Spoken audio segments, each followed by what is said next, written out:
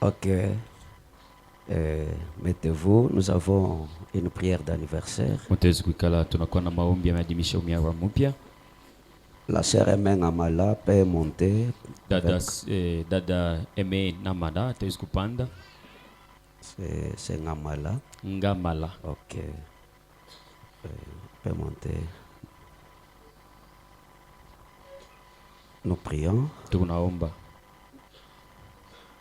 Seigneur Jésus, le créateur des cieux et de la terre, le Seigneur Jésus-Christ, nous te sommes infiniment reconnaissants ce matin parce que tu nous as donné ce souffle de vie d'être dans ta maison. Nous voici devant de ton peuple, vers cet enfant qui vient de totaliser une année depuis qu'il est venu au monde, Père. Toi, le Dieu qui l'a gardé dès le sein de sa maman, et dans ce monde des vivants, et aujourd'hui, il vient de totaliser une année, oh Dieu. Nous te demandons que tu puisses encore être son Dieu pour les jours qui sont devant lui, Père. Sois son bouclier, Seigneur Jésus. Protège l'enfant, Seigneur Jésus, contre toutes les maladies qui pourraient nuire à sa santé. Dieu bien-aimé, accomplis ta volonté sur cet enfant, oh Dieu, que le but pour lequel cet enfant est envoyé sur la terre, que ce but-là soit atteint. Garde, mon Dieu, mon roi, ses parents, parce que, mon Dieu, mon roi, sa croissance, oh Dieu, en dépend. Nous recommandons tout à toi et je les bénis, mon Dieu, mon roi, tout au long, mon Dieu, mon roi, de ces séjours terrestres, sois à ses côtés et je les casse dans le creux de ta main, là où aucun mauvais esprit ne peut jamais les toucher. Et nous bénissons tout son avenir. Au nom de Jésus-Christ, nous avons ainsi prié. Amen. Amen.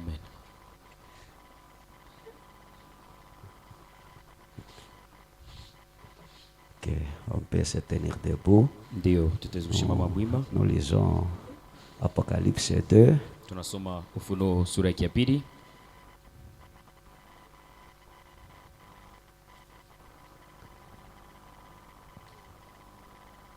Le verset 2 et 3. Mstari ya 2 na ya 3. Je connais tes œuvres, Minajua vitendo yako, ton travail, ta persévérance. kazi yako na kudumu kwako. Je connais que tu ne peux supporter les méchants, Najua sima hawezi kuvumilia bantu wabaya, que tu as éprouvé ce que se disent apôtres et qui ne le sont pas, na ukapima aba barikuwa biko narisema bamitume na vile abana et vile, que tu les as trouvés menteurs, na ukabakutunesha sima ni batenda bongo, que tu as de la persévérance, na ukwe na kudumu, que tu as souffert à cause de mon nom, na vile uliteseka njua njina yangu, et que tu n'étais point lassé. na kuchoki au kuachire kamwe. Nous prions. Tunaomba. Seigneur Jésus, encore une fois nous revenons à toi, alors que nous venons de lire cette parole, ô Dieu. Ôte-nous du chemin et parle à tes enfants. Et quand tu parles, Père, la délivrance, Seigneur Dieu bien-aimé, nous est totale, Seigneur. Car, mon Dieu, mon roi, quand tu es là, c'est pour voir tout ce qui ne va pas parmi ton peuple, qu'il soit, Seigneur Dieu bien-aimé, de façon spirituelle, financière, matérielle et physique, que tu pourvois, ô Dieu. Nous nous remettons à ton entière disposition et ôte-nous du chemin, parle à tes enfants. Au nom de Jésus-Christ, nous avons ainsi prié. Amen. Amen. Vous pouvez vous asseoir. Mutaweza kuikala. Vraiment, nous remercions encore notre Dieu pour ce matin. Kweli tunashukuru tena Mungu wetu juu ya asubuhi. Nous continuons à parler de notre sujet Tunaendelea na kusema kishina kitu sur les âges de l'Église. di juu pa bizazi ya kanisa. Nous parlons sur l'âge d'Éphèse. Tunasemezea kwa hii kizazi kia Efeso. Nous avons commencé à parler sur le deuxième verset Na tunaanza kusemezea pa mstari ya pili et aller aussi au troisième. na kwenda ti na kuya tatu.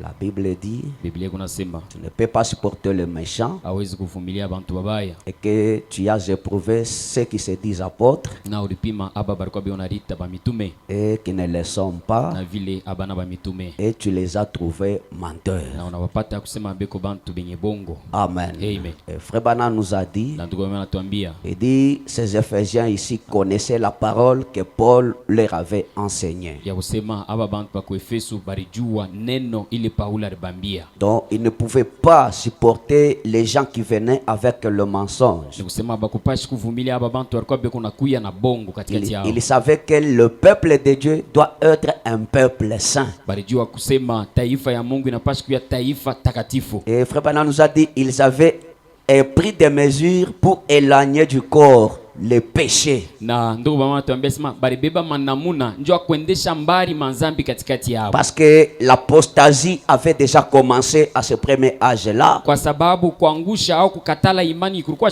kwanza ile wakati ile. Mais comme eux avaient la vérité, na hivi sasa hivi balikuwa na yeye na ukweli, au moyen de la parole, ils pouvaient détecter ce qui est la vérité et ce qui est le mensonge. Kupitia neno balipashi kuvumbula ile yenye kwa bongo na yenye kwa ukweli. Et alors ils ont regardé ces faux apôtres-là. Ils leur ont dit, vous êtes des faux apôtres, vous êtes des menteurs. Na bakangara sasa ba mitume ba bongo kubambia sema muku ba bongo na muku ba tenda bongo. Et ils ont obéi aux paroles de Paul. Na bakati sasa ku maneno sauti ya Paulo. Il leur avait dit d'ôter les méchants parmi eux. Alibambia sema mnapashi kondosha bantu babaya katikati yenu. Ils étaient un peuple à part. Barikuwa ni taifa kipekee. Ils ne pouvaient pas tolérer n'importe quoi parmi eux. Bakupashi kuvumilia bintu yote katikati yao. Et lorsque les faux enseignements pouvaient entrer, ils cherchaient par tous les moyens pour les éloigner. Na wakati mafundisho mubaya ilikuwa inaingia mkanisa yabo baranza kufanya namna yote njoo kuendesha ile mafundisho mbali. C'était des gens qui étaient sortis du monde. Ilikuwa ni bantu wale wenye kutoka mudunia. Maintenant ils ne pouvaient pas encore permettre que les choses du monde s'introduisent au milieu d'eux. Hawakupashi kuruhusu tena bintu vya mudunia bipate kuingia katikati yao. Voyez, unaona, ils n'allaient pas tolérer le péché hawakuwa bena kuvumilia nzambi dans l'église. Mukanisa. Amen. Amen. Et Frère Branham a dit, Na tukome nasema chez eux, kwa bokule la sainteté n'était pas un mot vain. butakatifu haikuwa musemo ya bulebule. Amen. Amen. Il dit, ou un simple discours. Ni kusema au misemo kuzungumuza kwa bongo bongo tu. Chez les Éphésiens, Kwa bantu wa Efeso, il dit, la sainteté était leur mode de vie. ego nasema butakatifu ndio yenyewe ilikuwa maisha yao. Parce que tout celui qui invoque le nom du Seigneur Kwa Jésus sababu wote wanaita jina Bwana Yesu doit s'éloigner du péché. anapaswa kwenda mbali na dhambi. Amen. Amen. Le péché affaiblit la puissance de Dieu dans l'église. Dhambi inalekesha nguvu uwezo ya Mungu mkanisa. Dieu n'exauce jamais la prière d'un homme condamné, d'une personne condamnée. Mungu asiwezi kujibu maombi ya mtu mwenye kuhukumiwa pale. Maintenant, il luttait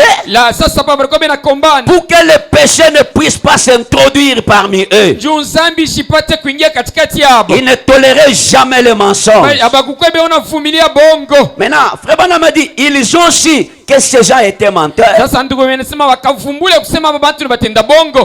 Par quel moyen? Namuna kani? C'est au moyen de la parole qu'ils connaissaient. Ni kupitia tu neno ile bobenye balijua. Ce que tu dis, Ile unasema. nous allons avec ça au miroir de la parole. Tukunaenda nayo sasa kulikalasha neno. Et vous savez, dans la Bible, Na munachoma Biblia, dans l'Ancien Testament, mwakano za kale, il y avait ce qu'on appelait l'Urim et Tumim. kulikuwa ile unaita ile banatokea kutai hapa. C'est-à-dire, il y avait 12 pierres qui étaient suspendues sur le pectoral d'Aaron. Ni kusema kulikuwa sasa majiwe 12 ile yenye kuweka samushingo ya Aroni. Vous voyez? Unaona? Donc, lorsque la personne venait avec un songe Ni kusema wakati mtu alikuwa yeye anakuya na ndoto yake ou une révélation, au ufunuo moyo hivi. donc lorsqu'il il relatait sa révélation ou son songe, Na wakati alikuwa inaonesha sasa ndoto yake au ufunuo yake. si le songe était conforme à la parole, Na kama ndoto ya kweli ilikuwa inambatana na neno. donc les pierres là qui étaient sur Aaron devaient briller. Ni kusema yenye majiwe ilikuwa sasa juu au mkilari ya Aroni ilipashi kwanza kuangala. Et cela montrait que ce que la personne nous raconte, c'est la parole. Na ile ilikuwa inahakikisha sema kile mtu anasema ni ukweli. Ça vient de Dieu. Inatokea kwa Mungu. Mais s'il racontait son songe, Lakini kama alikuwa inaleta sasa onyo s'il yake disait sa révélation, na anasema sasa ufunuo yake et les pierres sur le pectoral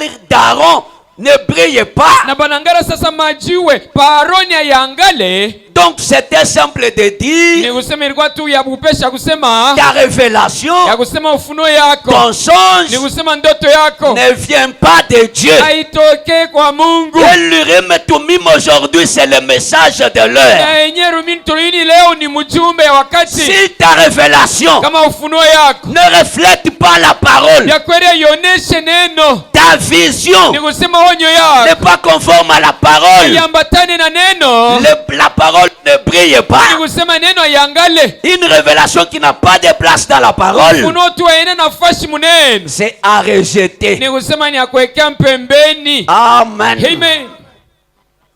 Même si un songe qui semble bon, une vision, si cela n'est pas conforme à la parole, on n'y prête pas attention. Hata kama ndoto wako unakuwa unatonesha sema bia kweli mimi nimeona Branham mpaka na riba la yake vile vile.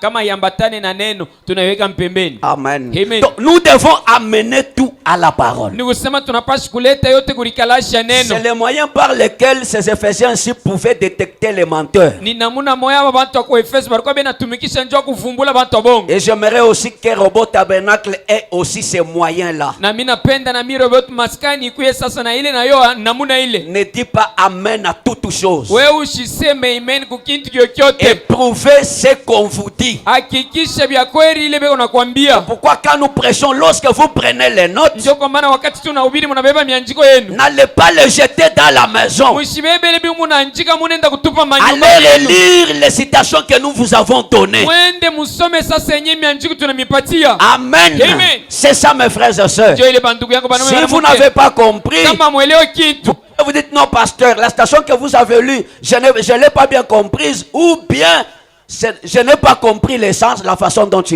vous l'avez dit. na ushikie mwanjiko fulani kuya kumbele pastori mwambie se pastori bia kweli ulisoma lakini namuna ulisema namuna ya kushikia mishi kushikia vile biku namuna kai. Voyez, Unaona? il pouvait introduire le baptême au nom du Père et Fils Saint-Esprit. Bali pashaka saa zingine kuingisha saa ubatizo munjina Baba Mwana Roho Mtakatifu. Mais Paul leur a dit, Lakini bo bantu bali Paulo na bambia le baptême c'est au nom du Seigneur Jésus-Christ. asema ubatizo ni munjina Bwana Yesu Kristo. Il pouvait dire que non, ça c'est un baptême du mensonge. Na bali pashaka kusema hii ubatizo mu unasema mweni ya bongo. Et frère Branham me dit, Na ndugu nasema tout autre baptême, ni kusema ubatizo ingine en yote dehors du baptême au nom du Seigneur nje Jésus-Christ, ya ubatizo munjina Bwana Yesu Kristo c'est un baptême ni adultère. ubatizo wa busharati. Et frère Branham me Na dit, ndugu anasema si vous avez été baptisé autrement, kama bali kubatiza mnamuna kuachana na hii ya munjina ya Bwana Yesu, tu n'es pas dans la foi chrétienne. kusema una muimani ya Bukristo. Donc c'est le baptême au nom de Jésus,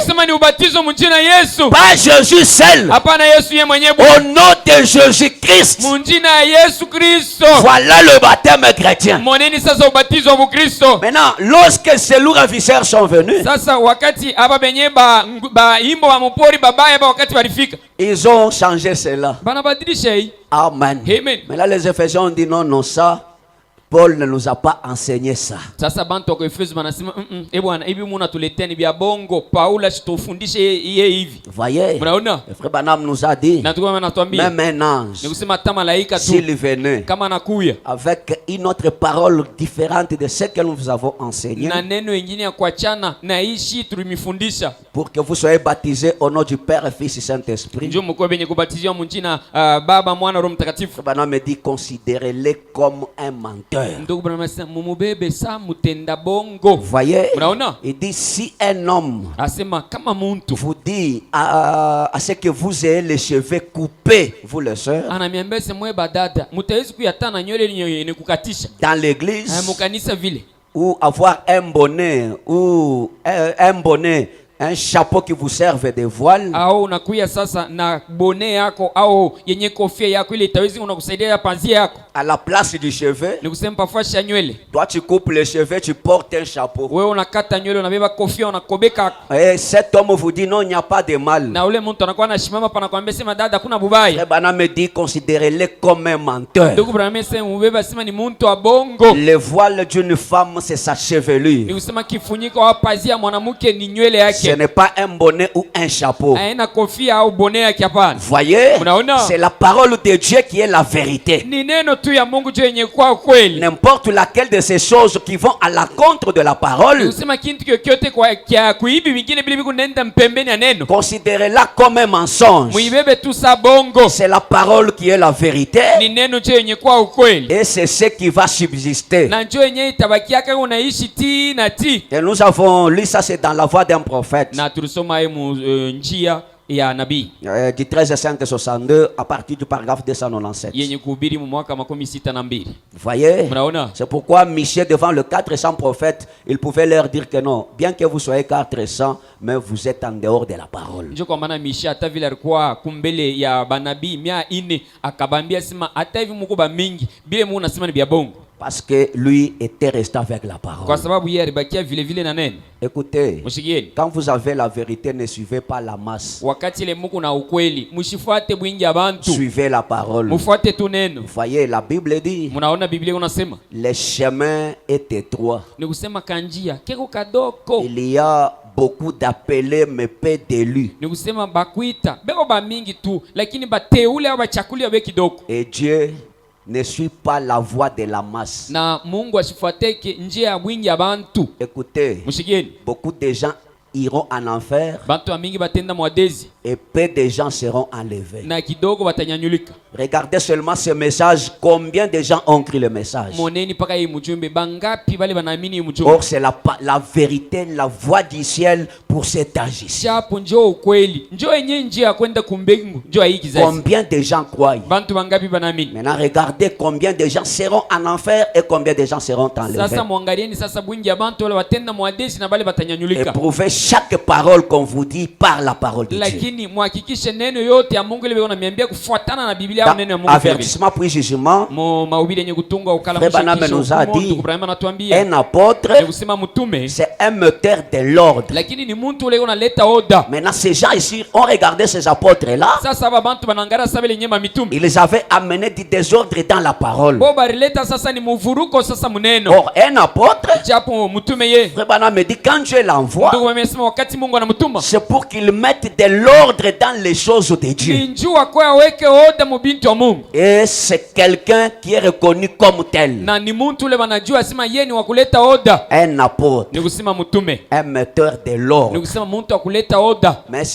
ici, c'était des faux apôtres. Lakini hapa be unasemezea kwa ba mitume babongo. Vous voyez? Mnaona? Donc, il dit, tu as ces gens ici méchants, Na be unasema sasa bantu hapa babaye. ils ne pouvaient jamais les supporter. Hawakupashi kubavumilia Tu hata mara ne moja. peux pas supporter le méchant. Ni kusema hawezi kuvumilia mtu mubaya. Ces gens ici, Hapa bantu ils hapa ne les supportaient pas. hawakukwebe na bavumilia. Et nous avons dit, pour dire que non, un méchant, on a détaillé le méchant. Na tukasemezea kuonyesha namna gani mtu mubaya ni nani. Frère Branham a dit, Na ndio maana nasema pendant que j'étais un méchant, wakati ile ndikuwa mtu mbaya. je ne pouvais pas dire amen à la parole. Sikupashaka kusema amen kuneno. Même si on prêche la parole, les larmes ne pouvaient pas me couler. Hata bana ubiri namna gani machozi haikupashaka kunishuka Je mie. ne pouvais pas me tenir derrière la chair. Sikukwenda namna mie hata mara moja kushimama kumkongo wa mimbali. On chantait dans l'église, moi je ne chantais pas. Barikuwa benaimba mukanisa milo wangu shikwanzeke kuimba. Pour dire amen, c'était un problème. Njoo kusema tu amen ilikuwa ni maneno kubwa. Parce que j'avais un cœur de pierre. Kwa sababu nilikuwa na moyo ya dibwe. Et Frère Branham a dit, Na tukomea nasema j'étais grand Bill le méchant. nilikuwa ni bili munene sana Et mubaya. Frère Branham a dit, mais un jour, Lakini siku moja ndugu Jésus m'a croisé. Yesu Il akanikutanisha a ôté ce corps de pierre. akaondosha ile moyo ya ribwe. Je ne suis plus Bill le méchant. Sina tena ule bili mtu mbaya. Parce que j'ai une nouvelle nature en Kwa moi. sababu mimi nakuwa na umbo mpya ndani yangu. Un méchant, Kusema mtu il mbaya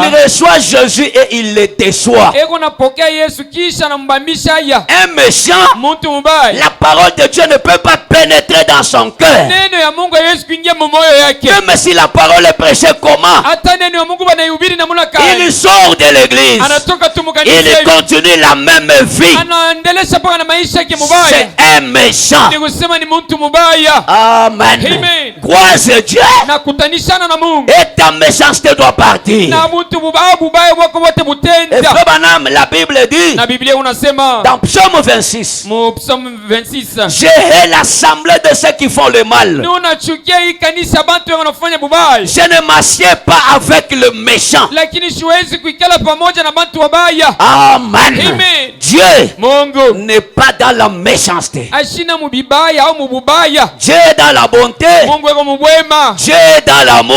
Mungu eko mumapendo. Dieu Mungu est dans la compassion. eko mukuhuzunika pamoja na bantu Là où il y bengine. a la méchanceté, Dieu n'est pas là. Kwa shile peko mubaya Mungu ashina ako. Vous voyez? Munaona? C'est des menteurs. Ni kusema batenda bongo Vous mwe. savez, frère Branham me dit, Munajua tuko mimi nasema dans les esprits séducteurs, mpepo ya kutongoza. le paragraphe 46, Aya 46 24, 7, 55, yenye kuhubiri mwaka 55. il dit, regardez bien pendant quelques instants. Hiyo nasema mwangalisheni mzuri mumadakika kidogo. Vous voyez les côtés physiques. Kwa ile inangara mbya kupapasa au bumuntu Vous hivi. voyez? Unaona? Frère Branham me dit, Na tuko mimi nasema. il dit, regardez. Hiyo nasema mwangalieni. Il dit, la science Hiyo nasema sasa kisiasi. a conçu un appareil qui détecte le mensonge. Ile kisiasi au science inatunga yenye kiombo kimoja kile kinafumbula bongo. Donc, un appareil Ni kusema kiombo kimoja qui détecte le mensonge. kile kinavumbula bongo. Donc, quand tu mens, Ni kusema kama unalanda. la parole dit que tu as menti. Ni kusema neno inatoka inasema bwana bila unasema ni bongo. Amen. Amen. Vous qui travaillez dans les usines, vous savez, Mwe bale mnatumika mu kampuni mnayua. il y a un appareil pour détecter l'alcool dans le corps. Kukuka pompelo wakati wanakukobeka hiyo kama ulisha kunywa hautapompa mukipompe wanafumbula se ujo leo. Maintenant, il y a aussi un appareil. Lakini kuna kiombo kingine. Quand tu mens, l'appareil montre que tu as menti. Wakati tu unalanda pap na hiyo inakufumbula se unalanda. Et frère Branham me dit parce que Dieu n'a pas conçu l'homme pour qu'il mente. Ndio nimesema kwa sababu Mungu asiumbe mtu njoo mtu anze kulanda. Il dit quand tu commences seulement à mentir, Hiyo unasema wakati unaanza tu wewe kulanda hivi. même la circulation de ton sang change. Ni kusema hata namna damu yako kutembea mwili inabadilika. Et cet appareil détecte ça. Na ile kiombo kinavumbula ile. Tu n'as pas été créé pour mentir. Akuumbiwe njoo sasa uanze Et kulanda. le père du mensonge, c'est le diable. Na baba yake wa bongo shini shetani. Un chrétien ne ment pas. Mkristo shilandake. Est-ce que vous pouvez dire amen à ça? Tuwezi kusema amen kwa ile. Voyez mes frères. Unaona bandugu yangu. Le Branham me dit, Ndio mimi nasema. oh là là, vous pouvez mettre ça au poignet, ce détecteur là. Oh là là, utaweza kuiweka saa zingine pa mkono wako ile yenye kiombo ya kufumbula bongo kile. Il l'installe autour de la tête des personnes. Saa zingine bataweza kukiweka kukichwa wako. Et vous pouvez aller là faire tout ce que vous pouvez pour que votre mensonge sonne vrai. Na utaweza kwenda kule nje kufanya yoyote njoo sasa bongo yako itokelee ya bya kweli. La machine va marquer du côté négatif chaque fois parce que l'être humain n'a pas été fait pour mentir. Bya kweli kiombo kio kitaanza sasa kinalia tu kama unatenda bubaya kinaanjika au kinasema unikifai kibaya inasema kwa sababu wewe kuumbia ndio kwanza kulanda bongo. Ataka unatengeneza bongo bwako chubukwe bwa kweli. Bongo ata bongo bukusa potopoto. Ataka unabeba potopoto unafanya yo motoka meni paka potopoto. Et quand tu fais ça, tu maquilles le mensonge. Ni kusema unapakala mafuta yenye bongo yako. Cet appareil va détecter ça parce que tu n'as pas été créé pour mentir. Kitavumbula ile kwa sababu kuumbe tu anze kulanda. Frère Branham me dit, un enfant de Dieu, mtoto Mungu, même dans l'état où il est une personne, hata mwali ile anarikutanisha ule mtu, dans l'état que la personne se trouve, cet état dessus, ni kusema ile yenye ali ile mtu anarikutanisha ya chini au ya kuanguka ile, il est néanmoins un fils de Dieu. Lakini yako tu mtoto Mungu. Vous voyez? Unaona? Tu n'as pas été créé pour mentir. Abakukumbe tu anze kulanda bongo. Et frère Branham me dit, mentir, kulanda c'est une chose trompeuse, dure, une vilaine chose. Ni kusema ni kintu kimoja kia bongo, kia nguvu kibaya, kia buchafu. Voyez? Et frère Branham me dit, oh là là, oh là là, j'aimerais mieux avoir un ivrogne avec moi n'importe quand qu'un menteur. Lakini mi Branham, ninapenda kuya na kilewa. Saa yote wakati yote mafashi ya kuya na mtu wa kulanda bongo. Amen. Amen. Donc quand vous me voyez avec un ivrogne, kama unanyona tu mimi mtu na kilewa kimoyo, comme un ami, anakuwa sasa rafiki yangu. Parce que les gens m'ont beaucoup menti. Kwa sababu bantu tu bongo shibana nilanda sana. Alors un ivrogne sasa mtu wa kuleo ne peut pas me cacher la vérité. Asiwezi kunifuchika mambo hata moyo. Un homme qui est ivre du Saint-Esprit, na mtu leo mwenye kulewa Roho Mtakatifu, il ne parlera que de la vérité. Atasemaka paka ukweli. Amen. Amen. Regardez dans ce monde. Moneni mudunia humu. Si vous voulez soutirer la vérité de quelqu'un, Kama unapenda kuchukua sasa ukweli ya mtu, s'il est un ivrogne, kama yeko kileo, tout celui qui dort est en train de m'ensorceler. ule mtu ote kuna lala chini ma misile unatutupia huko. Mais takurudira paka wewe. OK. Voyez? Unaona? Parce que nous sommes au début, vous commencez à donner du travail aux huissiers. Kwa sababu Comment ça va? Est-ce que Mokuya pas dû kulala? Atuainisha tama dakika 13 mnaanza ulala.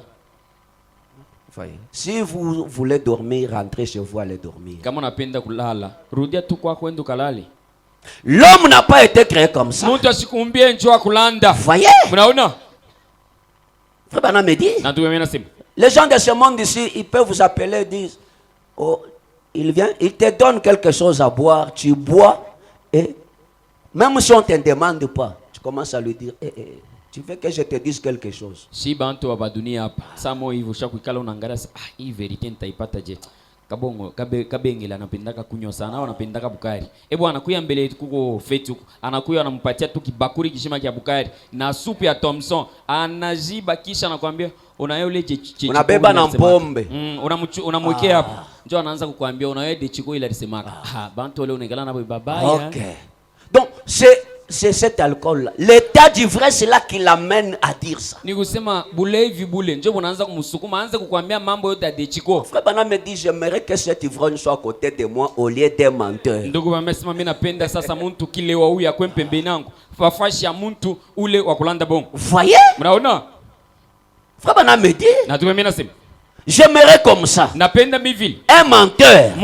Votre corps n'a pas été fait pour mentir. Mwili yenu haikuumbiwa nje kwanza kulanda. Peu importe combien vous êtes pécheur. Ingao mala ngapi au vile mtazikia batenda nzani. Vous êtes quand même un fils de Dieu. Lakini mko kwa tu batoto Mungu. Mais qui est déchu. Lakini beko benye kuanguka. Amen. Amen. La personne la plus pécheresse de cette ville. Akusema mtu mwenyewe mtenda nzambi wa nguvu sana omu. Aujourd'hui. Leo hapa. Dieu Mungu ne vous avait pas destiné à être pécheur. Lakini Mungu ashikumiumbe juu mkuye saba tena nzambi. Il voulait que vous soyez un de ses fils ou une de ses filles. Lakini alipenda na anapenda ukuye saa zingine moja kwa batoto banaume banamuke. Vous avez été fait selon sa propre nature. Lakini mliumbiwa kufuatana na umbo yake ye. Mais c'est à cause du péché. Lakini ni njia nzambi que vous avez fait ça. Ile mnafaa ile. Et peu importe combien vous essayez d'imiter, essayez de faire quel mensonge ait l'air vrai. Ata namuna kanile wewe mwenyewe utapenda kupakala bongo yako mafuta njuu ikwe ya mzuri. La science a un instrument. Ni kusema kisayansi kinakuya sasa na kiombo kimoja. Qui prouve que c'est faux. Kile kiu unahakikisha sema ni paka bongo Rwanda. Amen. Amen. Tu peux me mentir. Utaweza kulanda pastori leo. Mais il y a un instrument. Lakini kwa kiombo kimoja. Dieu. Mungu. Que tu ne peux pas mentir. Ula huwezi kulanda. D'ailleurs dans ta conscience là. Ambao mzamiri yako ile. Quelque chose te dira que tu y as menti. Kitu fulani kitakwambia sasa bwana, hiyo unamwambia pastor si ni bongo. Et si tu es un fils de Dieu, kama mtoto wa Mungu, cela va te hanter tout au long de ta vie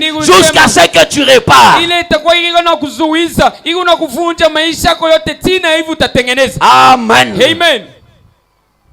Est-ce que vous me suivez bien? Eti unanifuata mzuri? Il y a beaucoup de mensonges que nous avons déjà proférés sans réparer. Kuku mabongo mengi ile tulisha kupikaka bantu lakini atuitengeneze. C'est comme l'un d'entre Irlande tatoga moins sérieux.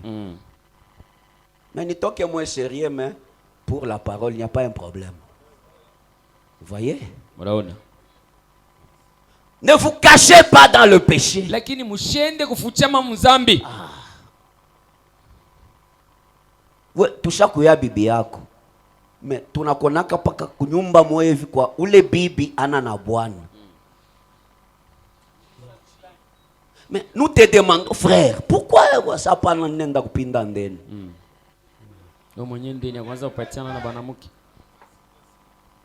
Voyez? Vous savez, il y a un frère à Lubumbashi avait perdu beaucoup d'argent, anabakia na chômeur.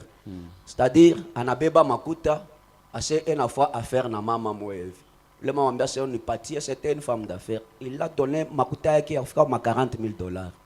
Et quand la maman est partie avec ça, anenda na ile makuta inapotea. Mais pala naanza kufuata le mama makuta voilà quand la muka c'est wewe na bibi yangu unafaa affaire ya 40,000. Mimi si où mimi naenda kukustaki. Le frère a dit ache le mambo. Et l'argent est parti comme ça. Makuta inapotea. Je ne peux pas faire une affaire avec une femme. Mitu ababo mujima na akili yangu yote mina vimbaka. Nyende nyanze kusumbura naanza kutraiter na mwanamke. Voyez? Mnaona? Donc je dois traiter avec le mari de cette femme. Napashi kufanya mambo na bwanake ya ule mwanamke. Vous voyez mes frères? Mnaona? Hapana kuna ndenyi yangu. Hapana, ndenyi. Sutume bibi yako akapinde. Ndio bende wakapatani ma esprit. Et tout ça, un mensonge que tu ne peux pas réparer. Lakini ile yote bongo ila huwezi kutengeneza. Même si tu fais comment, hata kama unafanya namna gani, il y a un détecteur qui prouve que c'est le mensonge. Kiombo kimoja kile kinavumbula sema ni bongo. Ce détecteur là c'est Dieu. Na ile kiombo kile si ni Mungu. Vous voyez? Vous aurez beau le dire avec l'innocence que vous voudrez. Lakini mtawezi lwenu kusema sasa kusema mishi jue hii mambo vile wewe mwenyewe utapenda. La machine va quand même marquer du côté négatif. Hata unabisha namna gani lakini kiombo kio kitavumulisha mpaka kusema ile unasema ni bongo. En effet, kwa hii il y a un subconscient au fond de l'autre humain. Lakini kuko sasa kujua zamiri kiloko. Zamiri au kujua kumoa hivi ndani ya mtu mwenyewe mnaona? Je pense à l'école on avait appris que bon, la conscience c'est une voix intérieure qui vous dit que l'acte est bon ou mauvais.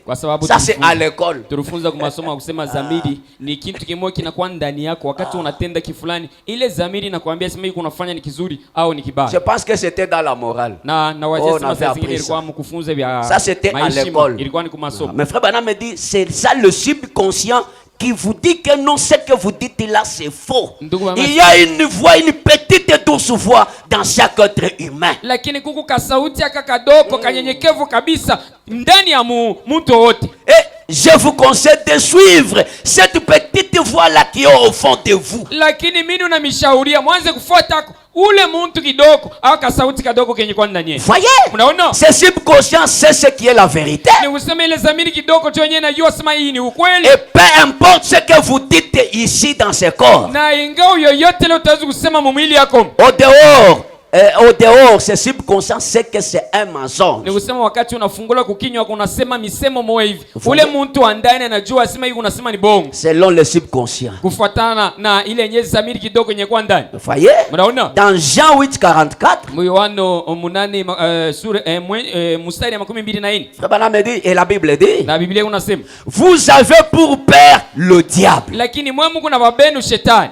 Et vous voulez accomplir les désirs de votre père. Na mnapenda kutimiza sasa nia ya baba yenu. Il a été meurtrier dès le commencement. Alikuwa muuaji tangu kumwanzo. Et il ne se tient pas dans la vérité. Na yeye mwenyewe shishimamake imara mu ukweli. Parce qu'il n'y a pas de vérité en lui. Kwa sababu ukweli haina ndani yake. Lorsqu'il profère le mensonge, wakati ile anatangaza bongo, il parle de son propre fond. Kweli, unasemezea njoo upana yake. Car il est un menteur et le père du mensonge. Kwa sababu yuko mtenda bongo na baba yake mwenyewe wa bongo. Quand le diable parle du mensonge, wakati shetani anasemezea mambo bongo, ni kusema njoo maisha yake, c'est ça sa nature. Njoo yenyewe umbu yake. Un enfant de Dieu, mtoto Mungu, quand il est menteur, wakati mtenda bongo, son père c'est le diable. Baba yake tu ni shetani. Parce que le mensonge ne vient pas de Dieu. Kwa sababu bongo itoka.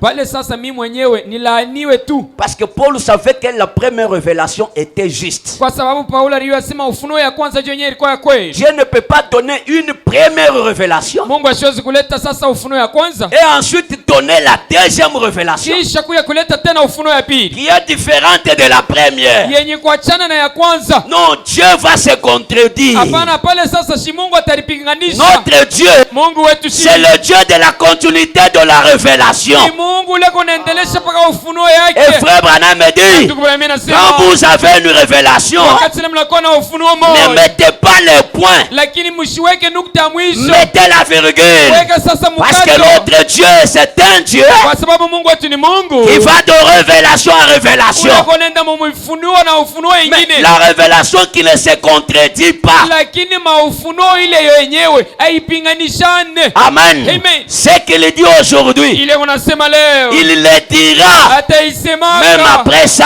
ans. ti hata kisha miaka 100. Pourquoi frère Branham me dit, Ndio kwa maana tukomea nasema je n'ai jamais prêché quelque chose nishahubiriaka kitu hata kimoja sous l'inspiration chini ya uvuto et arriver à changer cela. na kufika kubadilisha ile. Hapana. Amen. Amen. Donc ne peut pas y avoir une révélation. Ni kusema kuwezi kuya ufunuo moja. Deuxième, Ya pili qui est différente de la première. inakuwa ya kuachana na ya kwanza. Vous voyez? Mnaona? Ou sinon Dieu va changer d'avis. Kama pana pale sasa Mungu anabadilisha kona Dieu kwake. ajoute Mungu ye à la anaongezaka révélation qu'il avait donnée. ufunuo ile alikuwa nayo. Vous voyez? Mnaona? Il pouvait dire, Alipasha kusema oh, je vais, la femme ici, une semence viendrait de la femme. hii mbeko itatokea kwa mwanamke. Vous voyez? Mnaona? Et il a précisé que cette semence devait venir à travers Abraham. Na anahakikisha sema ile mbeko ilipasha kutokea kwa Ibrahim. Et on a suivi la lignée jusqu'à David. Na wakafuata mstari tina kwa Daudi. Mais c'était la même révélation. Lakini ilikuwa paka ni ufunuo moja. Ces Éphésiens connaissaient la parole Aba bantu wa Efeso balitambua neno. telle que Paul l'avait enseignée. Paka vile vile Paulo alihubiri. Ils étaient remplis du Saint-Esprit Barikuwa tu benye kujaziwa na Roho par Mtakatifu l'imposition des mains de Paul. kupitia kubawekea kwa mikono kwa Paulo. Amen. Amen. Parce que quand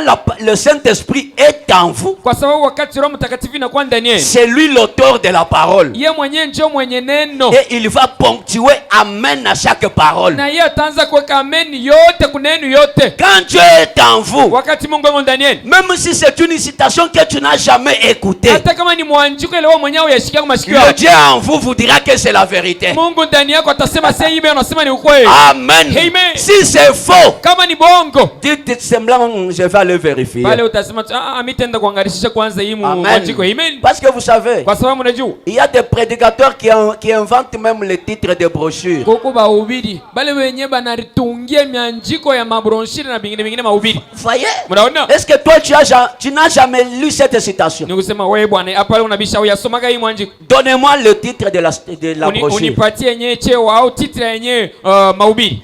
Oh, la tête de Jean-Baptiste sur un plat. Oh, kichwa ya Yohana Mbatizo pansani. Non, je n'ai jamais écouté ce titre. Ase bwana ili yenyewe unamaanisha nini? Juu mahubiri yote ya Branham inamaanisha mara moja. Oh, tu n'as jamais lu dans le sermon intitulé Le serpent dans l'herbe. Oh, au yasomaka yenye mahubiri moya kusema nyoka moya mumayani au kumuchi. Amen. Amen. Voyez? Mnaona?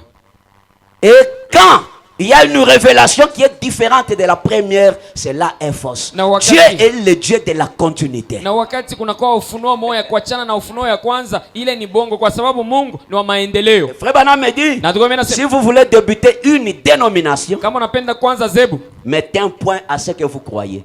mweke sasa nukta kubyote vile mnaamini. Si tu n'amines pas qu'à Yves, Hivi hakuna kubadilisha, hakuna kuongeza. la dénomination commence là. Zebu tu inaanzia pale. Amen. Amen. Mais nous croyons Lakini shi et tunaamini nous mettons la virgule. na tunaweka hapo mkato. Nous croyons ceci Tunaamini ile plus que ce que Dieu va nous révéler. kwa kuchanga kotena na ile Mungu yeye mwenyewe Le atatufunulia. message de Branham, c'est une révélation complète. Ni kusema mchumbe wa ndugu Branham inakuya sasa ni ufunuo kamili. Nous prions Dieu Shi tunaomba tu Mungu pour que nous entrions dans les profondeurs du message. tu Mungu atuingishe sasa mupana ya mjumbe. Amen. Amen. C'est là où maintenant se révèle le numéro de chaque ministre. Ndio pale sasa namba ya mtendakazi yote inawekea peupe. Amen. Amen. Je ne peux pas prêcher comme tous les ministres qui sont devant, autour de moi. Mimi siwezi kuhubiri saba tendakazi wote wenye kwa pembeni ya. Et aussi ne peuvent pas prêcher comme moi. Bona baba hawezi kuhubiri saa ye. Amen. Amen. La même écriture. Tunasema mwandiko moja moja. Chacun de nous peut prendre sa direction. Moja moja wa kushia tuwezi kubeba njia yake. Mais toutes les directions là Lakini ile njia yote convergent vers le Seigneur Jésus-Christ. Amen. C'est ça la particularité de Dieu. Parce que Dieu est un Dieu de variété. Il a créé les montagnes. Il a créé des collines. Il a créé des plaines. Il a créé même des déserts. Donc il y a aussi des prédicateurs déserts. Amen. Il y a aussi des chrétiens déserts. Amen. Parce que dans les déserts, rien ne prospère pas. Et il y a aussi des églises désertes. Là où les gens n'avancent pas.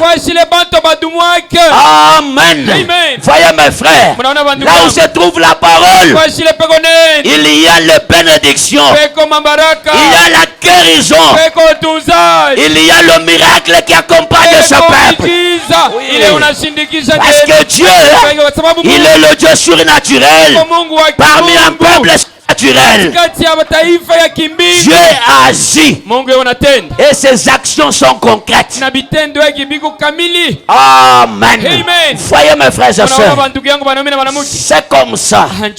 Ces Éphésiens connaissaient la parole telle que Paul l'avait enseigné. Voyez cette église, c'est l'église qui avait commencé dans Acte 19. Voyez, quand vous lisez, vous allez trouver que c'est un groupe de gens qui se réunissaient. Ils prêchaient la parole. Frère Branham les appelle, ils étaient des baptistes. Quand Paul est arrivé, il leur a posé seulement la question: est-ce que avez-vous déjà été baptisé depuis que vous avez cru? Il dit vraiment, oui, nous avons été baptisés nous avons eu le baptême des gens. Il dit non, Jean baptisait, il baptisait pour la repentance. Est-ce que depuis que vous avez cru, vous avez eu le Saint-Esprit? On n'a jamais entendu parler même du Saint-Esprit. Paul il les a baptisés au nom du Seigneur Jésus-Christ. Après, il leur a imposé les mains. Ils ont reçu le baptême du Saint-Esprit. Amen. Un homme qui a Dieu ponctuera Amen à chaque parole. Amen. Parce que le Dieu qui a écrit la parole est en lui. C'est pourquoi ces Éphésiens ici connaissaient la parole. Voyez, ils ont regardé ces faux apôtres droit dans les yeux et leur ont dit: vous ne dites pas ce que Paul a dit. Donc vous êtes des faux. Frère Branham me dit: cela enflamme mon cœur de voir quelqu'un dire la parole n'est pas comme ça. Amen. Parce que nous vivons dans, Frère Branham me dit, nous vivons dans un temps où tout le monde, quand il veut seulement parler, enseigner la doctrine, il y trouvera toujours les gens qui vont le suivre.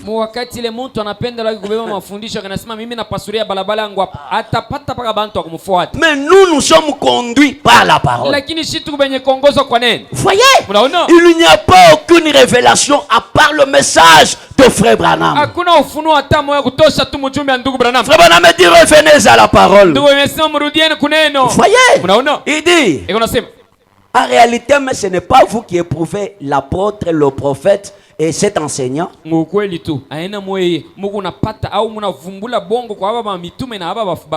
C'est la parole. Donc il faut connaître la parole pour voir que ceci est faux.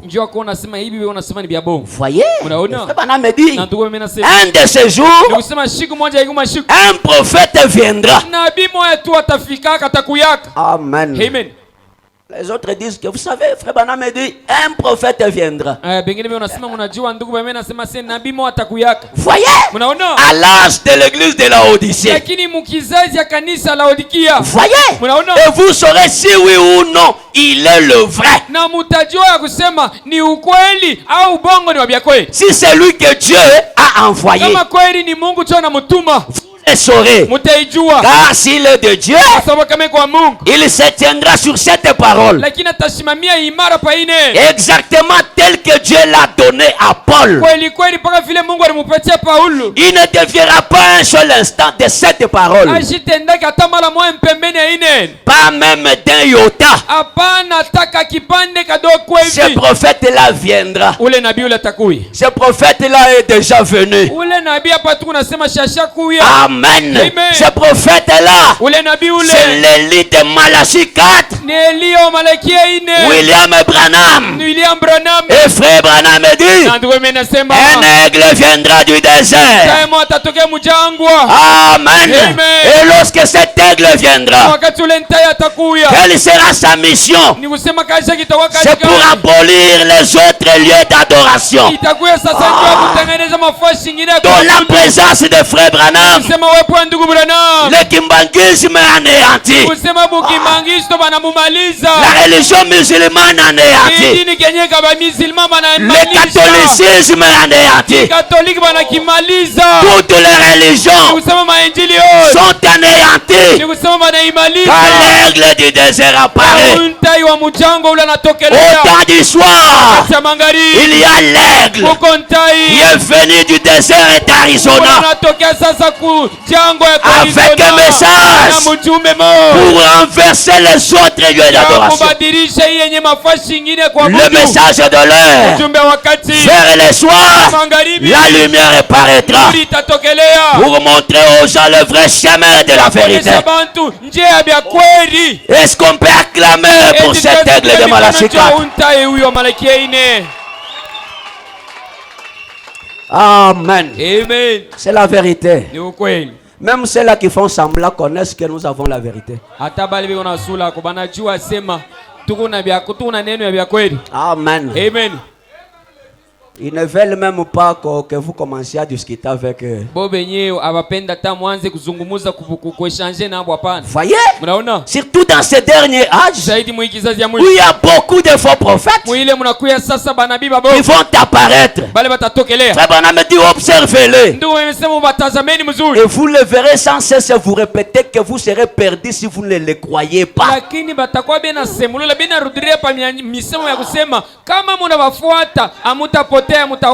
Voyez, il vous répète ça, un message qui vous fait peur. Nous n'avons pas la parole qui nous fait peur. L'esprit de Christ est un esprit de liberté.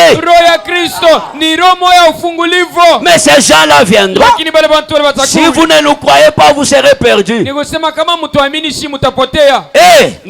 Et c'est ce qu'ils disent. Mais quand ce prophète du dernier jour fera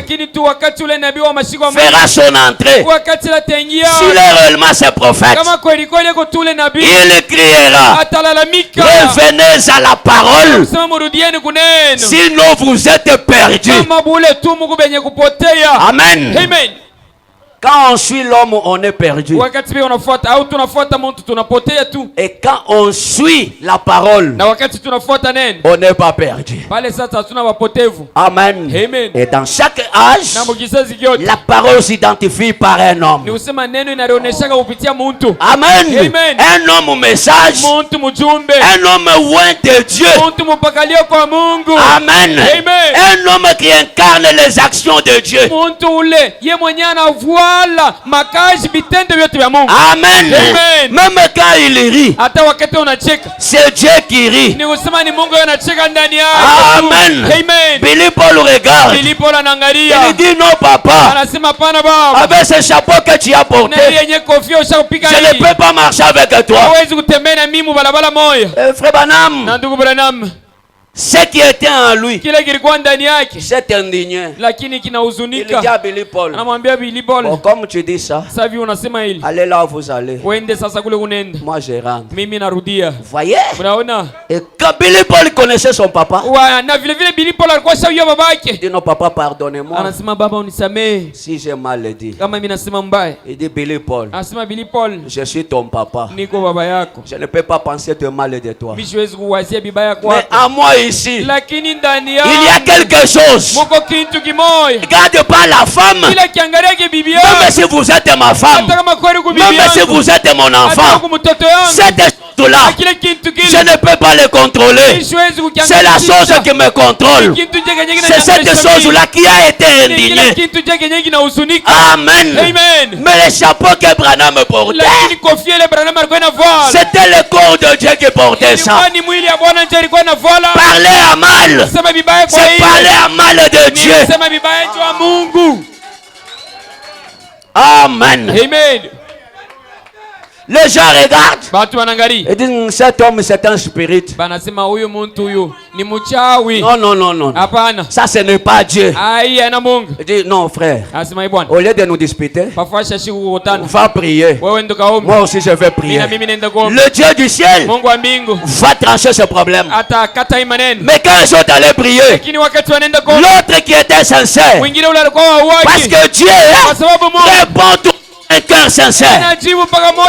Oh mes frères et sœurs, Bandugu banaume il a senti quelqu'un le toucher ici. mtu kumgusa mkongo. Il dit quand j'ai prié, Sasa wakati unaomba, il dit j'ai senti quelque chose me toucher. asema nasikia kitu fulani kinanigusa. Il dit regardons. Ase tuangalie kwanza. Il dit oui, Asema ndio. je vois la main d'une Ninaona personne. mkono ya mtu. Il dit ah, Ase c'est vrai. ndio vile. Et on est allé dire à frère Wewe Branham. banaenda kumwambia William Branham. Frère Branham, écoutez, écoutez. Branham shikia maneno vile. Branham me dit Branham anasema apportez la chemise. mulete ule mulete Apportez la chemise. mulete le sumishi. Je vous pose la question. Quel est ce Branham Na ule Branham kani qui ule. était parti Ule renda. pour aller toucher la personne? Kugusa ule mtu. C'est Dieu au service de son Ni peuple. Mungu kukasha taifa Pour que yake. Dieu soit votre service, Mungu akakukasha yenu. il prend quelqu'un parmi vous. Nabeba mtu katikati yenu. Amen. Amen. Et quand frère Branham a mis sa Na main, wakati tukurome naweka mkono wake. écoutez, Mushikieni. la main Mkono. s'est ajustée. Ineneana. Pio, pio, pio. Alikusema ineneana vile vile. Amen. Amen. C'est la vérité. Ni ukweli. Pour dire que le message est vrai. Njoo kusema sema ujumbe ni ukweli. Quelqu'un ne peut pas venir Mtu asiwezi kuja. commencer à nous donner quelque chose Kwa- selon sa compréhension. Kwanza kutupatia bintu kufuatana na maelezo yake Ce hapa. prophète, Au nabii. il ne bâtira pas sur une révélation ou une interprétation particulière. Non. Ashita batiza bantu kufuatana na ufunuo Ne bâtira yake. pas. Ashita jenga kalwake kufuatana sasa na mawazo yake na ufunuo yake yeye Mais sur la parole. lakini atajenga Frère Branham me vile dit, kuanzia paneno. Amen et Ndugu Branham, amen. inasema amen, amen. Ces faux apôtres, Nikusema ba mitume wa bongo. ce sont les loups que Paul parlait. Nikusema ni baimbo ba mupori babaya bale Paulo alikuwa inasema. Après que je serai parti, Kisha kwenda kwangu. il y aura des loups qui vont s'introduire. Kutakuwa baimbo bale batengia. Vous voyez? Unaona? Le frère Branham me dit, Na tukwambia nasema. une fois que je serai parti, Wakati na mimi tende. ils essaieront de venir en prétendant avoir une révélation égale. Boba tapima kuya. Bebe nyebe unalisema sema nakuwa na ufunuo ya pamoja na yangu mi Paulo. Vous voyez? Unaona? Mais leur but n'est pas de vous aider, mais de vous détruire. Lakini kifuguzio kyabo akina kya kumisaidia lakini ya kumipomona. Dans un âge donné, Ukizazi kimoya hivi. un homme Mtu ne peut pas voir la révélation égale au messager. hasiwezi kupokea sasa ufunuo ya ikuya pamoja ya mleta mjumbe. Amen. Amen. Dans cet âge, Wiki kizazi. il n'y a pas quelqu'un Hakuna mtu atamoy. qui peut dire Unatezi kusema. il a prêché plus que Branham. Tena Non. uwezi Branham bongo yake. Amen. Amen. Le géant de l'âge, c'est William Branham. Kusema munene na mrefu wa kizazi ni paka Branham yeye mwenyewe. Pour voir plus que lui, Sio akona kushindia yeye. il faut être géant que lui. Inalomba ukwe munene mrefu kumshindia yeye. Amen. Amen. Il est l'aigle de l'âge. Kusema yeye mwenyewe ndio ntai wa kizazi. Une vision à longue portée. Kusema onyo ya kona mbari. Quand tu dis que tu as une révélation égale, Wakati unasema sasa unakuwa na onyo ya kufuatana naye. tu accomplis la prophétie de Jeannès et Jambres, Unatimiza sasa utabiri ya Jeannès Jambres. ou Corée et Dathan. Ile Kore na Adama vile Il vile. voulait dire Wewe basi kusema tout le monde est saint, c'est pas seulement ni Moïse. kusema shi bote tuko batakatifu anapaka Musa yeye mwenyewe. Et Dieu descendit. Na Mungu pale Il anashuka. leur a dit, Anawaambia vous, Moab. Narika Makama yenu hii, Yeye. ne craignez-vous pas Dieu? Amongope Mungu. Il n'a pas dit, Asikuseme ne yeye. craignez-vous pas Moïse? Sema mongope Musa. Mais il a dit, ne craignez-vous pas Dieu?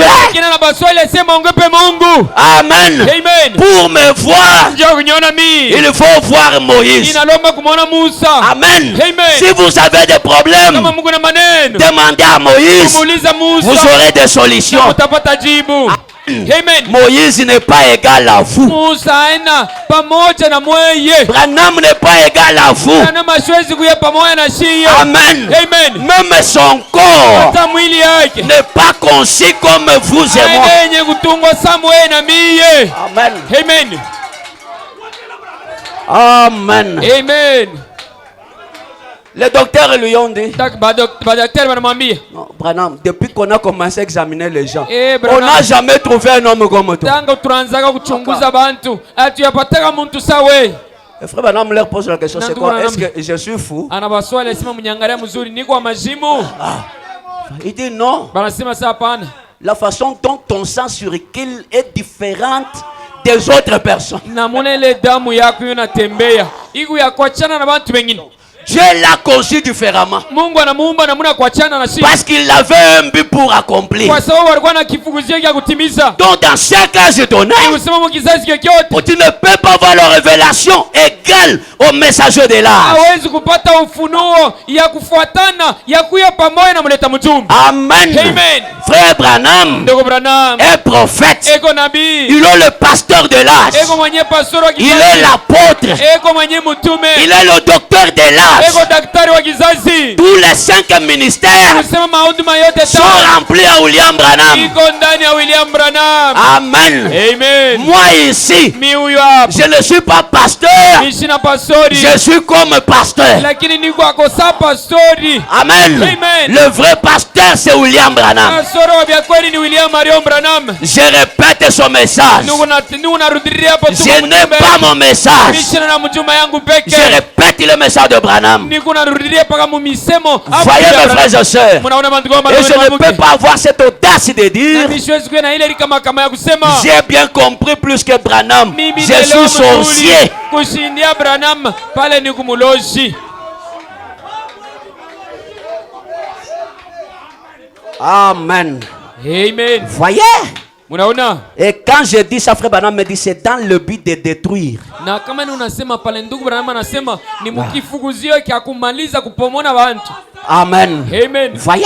Munaona? Frère Branham, ces prophètes-là, Ni kusema wale wanabii wale. même un Jean avait parlé. Hata Yohana moja alisema. Jean 4, quand vous lisez. Kama unasoma Yohana moja sura yake ya 4. Parce que l'esprit d'Antichrist s'infiltrait des gens dans le monde Kwa sababu roho yenyewe kupinga na Kristo ilikuwa inaingia mdunia. qui s'opposaient à la parole. Ile ilikuwa inapinganishana na neno. C'est dans cet âge d'Éphèse où tout a commencé. Ni mkizazi ya Efeso ndio vyote vilianzaka. Dans le premier âge de Ni l'église, usema mkizazi ya kwanza kanisa. déjà il régnait la parole. Pale sasa bobe yenyewe walikuwa beko na katala neno. Ils établissaient leur propre credo et leur propre philosophie à la place de la parole. Bobe yenyewe walikuwa benaweka rimanya yabo bukalamusha na mazebu yabo pafuashi ya neno. C'est Antichrist. Ni kusema ni kupinga na Kristo. Parce que Jésus est la parole. Kwa sababu Yesu sio mwenene neno. Le frère Branham me dit, être anti-parole, c'est être anti-Jésus. Na ndugu mimi nasema kuya mpinga na Yesu, unakuya sa mpinga na Kristo. Voyez, Unaona kupinga être na neno anti-parole, vile. Ni kusema kuya mpinga kupingana neno c'est être antichrist. ni kuya mupingana Kristo, Parce que l'âge de l'église d'Éphèse, kwa sababu kizazi ya kanisa ya Efeso l'esprit et la parole sont un. roho na neno binakuya kintu kimoja. Et si le même esprit qui a écrit la parole est en vous, Na kama kweli ile roho moja moja iliandika neno neno inakuwa ndani yenu, vous ponctuerez amen à toute parole. mutasema amen kuneno yote. Vous voyez? Mnaona? Mais si ce n'est pas le cas, Lakini kama maneno haina vile, vous serez forcément antichrist. pale sasa mtakuwa bapingana Kristo. Vous voyez? Mnaona? Et ce phénomène-là a commencé depuis l'église primitive. Na hii maneno ikaanza kwa tangu kanisa kwanza, Et il devra grandir jusqu'à la fin na ilipashaka na itanenepaka itakomea tina kumwisho. où nous sommes, Hapa tuko où il prendra le contrôle total. hawa tabeba sasa kuangarishisha kwa vyote, Cela commence en tout petit dans l'âge d'Éphèse lakini ile ikaanza tu kidogo kidogo mkizazi ya Efeso, pour grandir d'âge en âge njoo kukomea kizazi kwa kizazi, jusqu'à ce que le système antiparole antichrist prenne le contrôle total hii na hivi maneno ya kupingana Kristo ikabeba fashi yote na bunene bote, et que l'infaillibilité de la parole soit rejetée par les faux apôtres de la fausse église. na kutakushinda kwa neno tina hivi kutakushinda kwa neno kutakataria kutatupia vile kwa bamitume babongo ba mkanisa. Le frère Branham me dit, Na tukamena sema ne dites pas que ces faux apôtres vont renier toute la parole. mushisema sema aba mitume babongo batakatala neno yote. Ah, vous voyez? Mnaona? Il y a la portion de la parole qu'ils acceptent. Koko tu kipanda neno kile bo benyebe onechikia. Vous voyez? Unaona? Mais il suffirait de faire ce que Ève avait fait dans le jardin d'Éden. Lakini itakuya tu ya kufanya tu ile Ewa alifanyaka ku shamba Edeni. Donc régner seulement une petite portion de la parole. Kukatala tu ka kipande kadoko kaneno. Et dans Apocalypse 22, Na mufunuo 22 il a été dit, banasema mwe si quelqu'un y ajoute quelque chose, kama muntu tu anongeza hapo kidoko kintu. vous voyez? Unaona? Ajouter seulement quelque chose, Anongeza kutoka kintu kadoko. Dieu le frappera des fléaux décrits dans ses livres. Mungu atamupikaka mateso mo munene sana.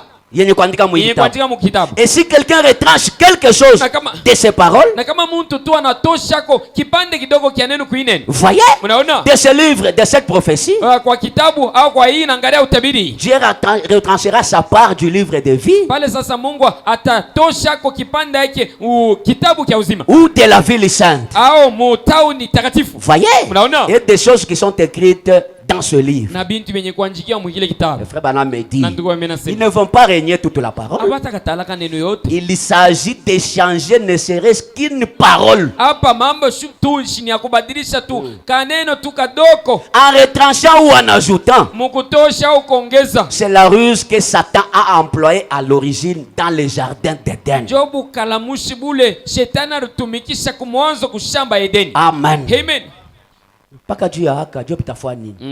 C'est là où le problème commence. Ndio pale maneno inaanzia. Est-ce que vous êtes là, mes frères? Eti mko hapo bandugu yangu. Vous voyez? Mnaona? Maintenant, quand nous prenons le chapitre 3 et le verset 3, Sasa kati tunabeba mstari ya 3. il dit Unasema que tu as de la persévérance, na vile huko na kudumu que tu as souffert à cause de mon nom na unateseka njoo jina yangu et que tu ne t'es point lassé. na auchoke auachilie. Frère Branham me dit c'est à peu près ce qui est dit au verset 2. Ndugu Branham yosema iko ya kufanana vile vile na ile balisema kumstari ya pili. Mais au verset 2, Lakini kumstari ya pili les œuvres, ni kusema bitendo yako, le travail ni kusema kazi yako. et la patience consistaient à garder la parole sacrée qui leur avait été prêchée, qui leur avait été remise. Na uvumilivu ilikuwa inabasaidia njoo kuchunga neno yenyewe ilibariba ubiri. Vous voyez? Mnaona? Mais comme il tenait les adversaires à distance, Lakini sasa hivi walikuwa unafanya karamu ya mialimisho miaka mpya lwambari. vous voyez? Mnaona? Il tenait leurs adversaires à distance. Ni kusema walikuwa unachungia baadhi babo lwambari. Amen. Amen. Par la parole. Kupitia neno. Donc, c'est la parole qui éloigne le diable. Ni kusema ni neno njoo yenyewe kunaendesha mbali adui au Donc, Frère shetani. Branham me dit, comme ils gardaient la parole, ils tenaient leurs adversaires à distance. Na ndugu amesema sasa hivi walikuwa wanachunga neno, walikuwa wanachungia na walikuwa wanachofesha vile vile adui hapo mbali. Frère Branham me dit, Na ndugu amesema la parole, neno c'est une clôture électrique qui t'entoure. lakini njoo yenyewe kibumbasha au clôture moja ya moto ya kamba moto vile vile unakuchunga. Aucun démon ne peut pas te toucher sans être électrocuté. Ni kusema ndemona hata moja siwezi kukukusa kama shilungule. Ils gardaient la parole. Walikuwa wanachunga neno. Et cela les amenait à garder leurs adversaires à distance. Na ile ilikuwa inabasaidia kuendesha mbali vile baadui babo. Frère Branham me dit, Na ndugu amesema comme il faisait honneur à Paul. vile barikuwa benarudishia sasa heshima kwa mwenye Paulo. Amen. Amen. Souvenez-vous, nous avons lu William Branham. Mkumbukeni tunasoma William Branham. Il nous a dit, Anatuambia, ne me décevez pas. lakini mshikamatishe haya. En d'autres termes, Mkusema kwingine, vous aussi faites-moi honneur. mwena mwe mwenye heshima kwanza. Amen. Amen. Devons honorer notre précieux frère Tunapaswa kumheshimisha ndugu yetu mpendo en mettant ce qu'il nous a dit en pratique. mkuweka ile yenyewe anatuambia mukaji. Mais dans ce verset-ci, Lakini muhimu sana leur persécution, ni kusema mateso yabo, leurs épreuves, ni kusema vipimo yabo, leur ni patience, kusema uvumilivu yabo, c'est à cause du nom béni de Jésus. ni njuu ya jina yenye kubarikiwa ya Yesu. Amen. Amen. Et la Bible dit, Na Biblia unasema lorsque vous serez traînés au cours des tribunaux à cause de mon nom, wakati ile batamistaki kumaparke na mafashi ingine njuu ya jina yangu, ne commencez pas à vous demander qu'est-ce que nous allons parler. mshaanze kuliswali pale nitafika kumbele ya bamamushi nitasema nini? Moi Dieu, Mi Mungu au même moment, pale pale tu je vous donnerai ce que vous direz. mitamipatie bamwe kusema. On a arrêté Paul. Banabamba Paulo. Paul a commencé à parler. Paulo anaanza kusema. Même le juge a dit, Paul, tu veux que je devienne chrétien. Donc, Maamuzi. le fait seulement de commencer seulement à parler comme ça, tout le monde était déjà saisi par la parole. Nikusema wakati anaanza kusema maamuzi mwenyewe anaanza kujiswali, di Paul unatafuta nikuye sasa na mie Vous voyez? Kristo au nini? Nikusema wakati anaanza tu kusema bantu wote anakamatiwa. Le fait de garder ce nom, Nikusema maneno tu ya kuchunga hii neno. Injina. c'était un problème. Ilikuwa ni maneno. Et frère Branham me dit, Na tu mimi nasema ce nom de Jésus injina Yesu hii attire les ennemis sur nous. lakini inakokota baadui kwetu shiye. Amen. Amen. Frère Branham me dit, Na tu mimi nasema quand Jésus est mort, wakati Yesu anakufa, les apôtres sont restés en train de commencer, en continuant vers l'œuvre. ba mitume bakabakia sasa na kuendelesha kazi. Et frère Branham me dit, Na tu mimi nasema quand Paul et Jean, wakati Paul Pierre et Jean wakati Petro na Yohana trouvent cet aveugle, ce paralytique à la porte, à l'entrée du temple, banakutanisha sasa ukilema mkuingia kwa kanisa, ils ont opéré un miracle et l'homme fut guéri. banatenda miujiza na mtu mwenyewe anatunziwa. Et frère Branham me dit, Na ndugu mimi nasema c'était un grand problème. lakini ilikuwa ni maneno kubwa, On a commencé à le poursuivre. bakaanza kuwafuatafuata. Amen. Amen. Parce que le Kwa diable sababu shetani ne veut pas que vous connaissiez la puissance que regorge ce nom. asipende mwe mutambue sasa uwezo ile yenye kuchungiwa ndani ya injili. La Bible dit, Biblia inasema dans le ciel, mumbingu, sur la terre, kwa dunia, sous la terre, chini ya il n'y dunia a aucun nom hakuna hata jina qui moja a été donné à l'humanité ile ilipewa kwa ulimwengu à part le nom du Seigneur kutosha tu Jésus-Christ. jina la Bwana Yesu Kristo. Le message d'Abraham Mjumbe wa Abrahamu exalte la puissance de ce nom. inatukuza Oh, mon frère, ma soeur. ndugu mwanaume mwanamke. Vous voyez, Mnaona ce nom ici injina hii a attiré des problèmes inakokota maneno sur eux. pabo. Branham me dit, Na ndugu mimi nasema oh là là, olala, vous savez, unajua ce n'est pas du tout étonnant, abina vya kushangaisha car ce sont la parole et les noms qui font venir l'ennemi sur nous comme un fleuve. kwa sababu ni neno na njina ya Yesu ndio yenyewe inakokota baadui saa mutoni unakuya vile. Amen. Amen. Pour dire, Njoo usema comment vous dites que ce nom est puissant, sasa hivi mnasema sasa njina ni ya uwezo, comment vous dites que vous avez la vraie parole, vile mnasema sema kuna neno ya kweli. nous voici maintenant. Ashia watu nakuya sasa, Montre-nous la puissance de ce nom. mtuonesha sasa uwezo wa injili, Montre-nous la puissance de cette parole. mtuonesha sasa uwezo wa hii neno. C'est pourquoi, mon frère, ma Ndio soeur, kwa maana ndugu mwanaume mwanamke, si tu te dis chrétien, kama unalisema tu Mkristo, vis selon la parole. isha tu kufuatana na neno. Amen. Amen. Quand Paul, Wakati Paulo les apôtres, ba mitume utilisaient ce nom, ndio inatumikisha injili, dans la sainteté, ni kusema il y mtakatifu, avait des miracles, kulikuwa miujiza, il y avait des prodiges, kulikuwa yenyewe il y vya avait des kushangaisha, morts qui étaient kulikuwa ressuscités. majabu, bantu bakufa wanafufuka, Mais quelques personnes lakini bantu tu kidogo ont voulu imiter. baripenda kufuatilisha. Il faut voir comment ils ont pris la fuite devant les démons. Inalomba kuona namna gani barenda mbio wanacha na bila tu. Frère Branham me dit, Na mtume nasema ne sous-estimez pas le diable. lakini mushibebe shetani sawa bongo hasa mtu washipo nguvu. Amen. Amen. Ne le sous-estimez pas. Mushimone sa mtu wa bongo wa bulebule. Le nom de Jésus-Christ, Njina Yesu Kristo c'est un nom puissant. ni njina ya uwezo. Amen. Amen. un homme puissant, pas puissant, très puissant. Jina uwezo. Anapaka uwezo bule. Uwezo kabisa. Amen. Amen. Je me rappelle un jour, Minakumbuka siku moja. un frère est venu me voir. Ndugu mwana kwa kunyona. Me dit, papa, l'activité que je fais, Ndio kumwambia pastor sikaji unafanya. j'allais chercher les gris-gris. Mirenda kutafuta ko tu bya kubamba bamba. Et j'ai enterré ça à l'entrée de la porte où j'ai fait mes activités. Na mimi najika hiyo pa mulango fashi lenu nafanyia makazi yangu. Maintenant, Sasa par la parole que j'entends, ile nonashikia je vais me désengager de ça. mimi napenda kukatala bile. Et je veux que cela soit déterré. Mimi napenda toshe bile bintu turujika. Je lui ai dit, Mimi namwambia ça va déterrer et apporte-moi ça, je vais brûler. wende unitoshe hiyo vile ulijika uniletee hiyo mimi mitaomba na nitachoma hiyo. Le frère me dit, Ndugu anamwambia oh papa, je ne peux même pas toucher. baba siwezi hata kuigusa. Il faut que vous veniez vous-même Inalomba mwe benye mkuye pour déterrer ça. njoo kutosha abi baba mie Je lui ai dit, mimi namwambia j'ai déjà prié. misha komba wende Vous allez seulement déterrer. mwe mwende tumutoshe vile bintu baba. Le frère a dit, ça va pas. Ndugu anasema okay mzazi mimi naenda sasa, mimi naenda kufanya. Il a déterré, Anatosha abio il n'a rien trouvé. ashikute kintu hata kimoja. Il est venu, Anakuya j'ai dit, j'arrive là, dit, je n'ai pas trouvé. anafika namwambia pastor si baba mimi sipate hivi. Je lui ai dit, Mimi namwambia bon, la prière qu'on a faite là, msema maombi ile tunafanya ile ces histoires ici vile bintu vile ne sont plus là. abina ako tena. Il dit, non papa, il faut que j'approfondisse un peu. J'ai dit, bon, je restais approfondir. Asema baba kufuatana na vile tulichimba saa zingine tuliingiamo sana, unyache tu nyende nyingishe ko tena. Alors il a maintenant, Sasa après je lui ai laissé un temps, mimi namwachia wakati, il m'a appelé pour me dire, anamuita pastor ja kumwambia papa, j'ai fouillé, refouillé, il n'y a baba rien. mimi nachumbula utona njimu saa je pale mimi sipate hapo kintu. Je lui ai dit, Mimi namwambia ne cherche pas encore les gris-gris. wewe usitafute tena malawa, Il y a un eau puissant kuko njina moya ya uwezo qui est plus que ce que tu cherches ile nashindia bila et qui unatafuta peut te donner du succès dans ce que tu na fais. ile itakupatia kavumu bila unafanya. Gloire soit rendue à notre Na Dieu. utukufu nirudishie Bwana wetu. Amen. Amen. Le nom puissant Njina ya uwezo du Seigneur ya Jésus-Christ. Bwana Yesu Kristo. Vous voyez?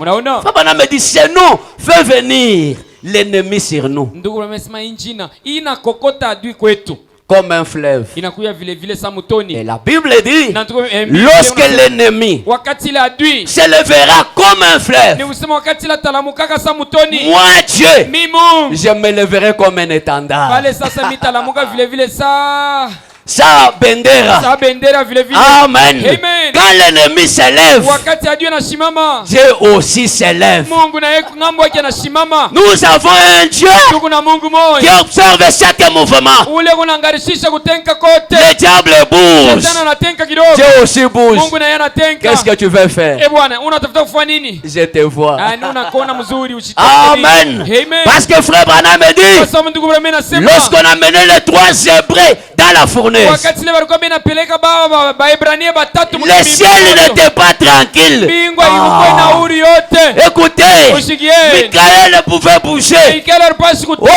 Seigneur, Bwana. ces gens sont fidèles à ton nom. Hawa bantu wewe waaminifu kuneno yako. Comment tu peux les laisser comme Na ça? mpaka utaweza kubacha hivi. Laisse-moi aller. Unyache tu Je niende. dis non, laissez. Mungu anasema unyache tu. Absent te dit, Absent anasema moi je peux envoyer la pluie mimi tawezi kutuma mvula tu. pour éteindre cette fournaise. Kuzima ile moto ile. Non, laissez. Bwana ikala kule. Gabriel dit, Gabriel anasimama. non Seigneur, laissez-moi. Bwana unyache. Laissez-le bouger. Unyache. Parce que les enfants de Dieu, mbingu ilikuwa inatenga watu wa watoto wa Mungu. ils étaient persécutés sur la terre. Walikuwa wenye kuangarishisha pa dunia. Ce matin, Dieu te voit. Hii asubuhi Mungu Dieu n'est anakuangalia. pas tranquille Mungu ashine na uhuru. dans la situation que tu traverses. Maneno ile unapitia. Oui, Ndio. ce Dieu-là, Ule Mungu il y a d'autres situations. situation, Huko maneno ingine il n'envoie pas les anges. ashitumangi Il mamalaika descend lui-même. yeye mwenyewe anashuka. Oui, mon frère, ma soeur, Ndugu mwanaume pour le mwanamke, salut de ses enfants, wokovu wa watoto c'est wake Dieu-là ni ule Mungu descend lui-même. yeye anashuka yeye Au mwenyewe. dernier âge, Kizazi ya mwisho le même Dieu ule Mungu est mmoja descendu lui-même. yeye mwenyewe anashuka. Oh, quand toi tu vois, Wakati wa tu unaangalia regardes, tu vois William Branham. tunaangalia unaona Mais Branham, moi, je vois Dieu lakini mimi naangalia en William Branham ndani ya Branham pour venir sauver l'humanité. kwa kwa ulimwengu. Parce que frère Branham me dit, Sababu ndugu mimi le nasema 7e saut ni kusema muri ya ramène saba Jésus sur la terre. kunarudisha Yesu pa dunia. Quand Jésus est sur la terre, Wakati Yesu kwa pa dunia, dans son épouse, wakati bibi yake harusi, c'est pour contrôler la situation de ses sio enfants. kuangarisha maneno ya watoto yake. Amen. Amen. Quand le diable s'élève, Wakati shetani anasimama, Dieu aussi est là Mungu na yeye yuko pour pale contrôler la situation. sio kuangarisha maneno yote. Voyez mes frères, Mnaona bandugu yangu, cette parole puissante hii neno ya nguvu ile qui s'est manifestée ile ilikuwa inaoneshewa par des guérisons, kupitia matunza, par des signes, kupitia matunzo, kupitia des malama, prodiges kupitia binti wa et d'autres kushangaza. manifestations, Na kuonesha kwa namna nyingine a amené les pharisiens à réclamer à grand cri la mort des vrais croyants. kweli, ikaleta ikafikisha sasa Bafarizei njoo kulomba sasa lufu ya muamini huyu wa kweli. Amen. Amen. Bantu bote baba beko naishi. Mi shetani minafunga bantu mu magonjwa, mu mamambo. Me kuko muntu anakuya sema iko na ubiri, tu akufungula bale bantu. Ule muntu ni kunonana naye. C'est pourquoi Je commande. faut prier pour les serviteurs de Dieu. Inalomba kuombea batendakazi ba Mungu. Il y a d'autres combats. Comment? C'est ça, ouais, tu la kuya hapa. Chunga tunonana na we. Voyez mes frères, Mnaona bandugu yangu, ces noms-là ile njineni et la parole na neno attirent l'ennemi sur les vrais croyants. inatukokotea vya kweli badui shi baamini vya kweli. Pierre a été décapité Petro banamkata kichwa pour cette parole, njoo inene pour ces noms. njoo injina. Paul, Paul mêmement. na vile vile Étienne, lapidé, mêmement. Etienne banamuona yeye kumaibu vile vile. Voyez? Mnaona Jean-Baptiste, décapité. Yohana mubatizo banakata kichwa. Voyez? Mnaona De vrais croyants bakristo vya kweli à cause de ces noms. njoo injina. Maintenant, les Éphésiens, Sasa abantu ba Efeso malgré ça, ingao ile ils ne se sont pas relâchés. boa bakuachilie. Amen. Amen. Voyez? Mnaona Voilà ce que c'est, non? moneni sasa kile injini inamaanisha Que les Juifs haïssaient ile Bayahudi balikuwa beona et chukia méprisaient. na balikuwa beona zarau, Et ce nom est devenu la risée des gens cultivés. na injini inakuya sasa saa Ncheko mcheko moya hivi ya kwa bantu bale bantu bakufunza. mingi. Voyez. Mnaona? Donc il voit comme si les gens qui adorent Jésus sont les misérables. Beko naona bantu bale benaabudu Yesu inakuya saa bantu bamo baole kabisa. Voyez. Mnaona Attends le jour de ta mort. chunga siku yako ya lufu, Tu vas voir qu'aucune richesse n'est pas égale à la vie de l'éternel, de la vie éternelle dans le cœur d'un homme. utaona sebu tadiri aboezi kuya pamoja na uzima milele ndani ya muntu. Voyez. Mnaona Ces noms-là, ile njineli devenu maintenant la risée. On a commencé à se moquer de ces noms-là. inakuya ncheko kwa bantu wengine. Voyez. Mnaona Tout celui vraiment qui parlait de ces noms-là devait être mis à mort. wote ule alikuwa inasemezea njina ile barpashi kumuua. Voyez. Mnaona C'est non que les Juifs haïssaient. hii njina ile bantu Bayahudi walikuwa benachukia. Voyez. Mnaona Oh, parce qu'elle disait que ces personnes qui seraient mortes maintenant, seraient mortes mais maintenant ressuscitées. kwa sababu walikuwa nasema mtu mwenyewe unapasha kufa leo anafufuka tena Et qui seraient maintenant assis au ciel. na hapa alisha kuikala kumbingu. Il y avait donc les attaques religieuses. Lakini kulikuwa sasa kuanzana kwa vita ya kidini vile. Les Juifs qui maudissaient ces Jésus qui était pour eux un faux Messie. Bayahudi bale walikuwa bena laani huyu Yesu ule alikuwa sasa Un faux Messie. ule alikuwa masia wa bongo kwa. Voyez? Unaona? Frère Branham me dit. Na tukomena sema. Et il y avait les autres qui riaient à gorge déployée. Lakini kuku bengine walikuwa beona cheka ngara kinywa alisha kufungula kiote. Voyez? Unaona? Et tournaient en dérision les noms d'un nouveau Dieu qui pour eux n'était pas du tout un Dieu. Na barikuwa beona rudisha njina ya Mungu mwingine ule kukwabo wa ishikwe Mungu wa kweli. Voyez? Unaona? C'est-à-dire, Na kusema ils riaient, se moquaient de ces noms. barikuwa beona chekelea injini. Ils pensaient que c'est un nouveau Dieu que nous ne connaissons pas. Barikuwa beona wazia sema ni Mungu wa sasa ule shatu. Voyez. Mais les Éphésiens, Lakini bantu ba Efeso hapa ils ont souffert pour garder ces noms dans l'église. banateseka njoo kuchunga injina mkanisa. Amen. Amen.